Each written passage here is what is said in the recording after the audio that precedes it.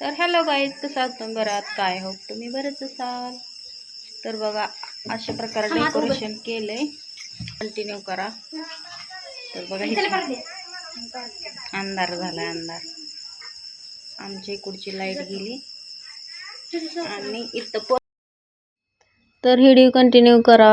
तेजस्विनीचा वाढदिवस कसा साजरी केला ब्लॉग पूर्ण पहा. तर ड्रेस कसा वाटतोय कमेंट करून नक्कीच सांगा. तर मी आणला आहे आणि असा केक आणलेला आहे. तर केक आईस केक आहे, छोटासाच आणलेला आहे. जास्त काय मोठा वाढदिवस केला नाही. तर चला आपण आता ओवळून घेऊ. तर तेजस्विनीचे पप्पा गेलेले आहेत आदमापूरला दर्शनासाठी बाळूमामाच्या. तर मग मीच वाढदिवस साजरी केला तिचा.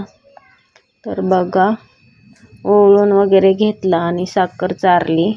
जास्त काही मोठा केला नाही आणि फुगं पण आणलं नाही त्याच्यामुळं. तर रोहनने पण ओवळून घेतलं. साखर चारत होता सारखी सारखी तिला.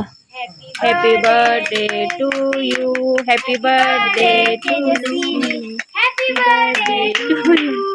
चला कापा. चार रोहन तो आधी. तर बघा रोहन तिला केक चारतोय आणि त्याच्यानंतर मग मी चारला केक. तर असा साजरी झाला आहे माझ्या मुलीचा वाढदिवस. कसा वाटतं तुम्हाला कमेंट करून नक्कीच सांगा. आणि व्हिडिओ आवडला तर लाईक सबस्क्राईब करायला विसरू नका. तर पायाही पडली माझ्या. तर बघा अशा प्रकारे आमच्या तेजस्विनीचा वाढदिवस झाला. तर चला बाय.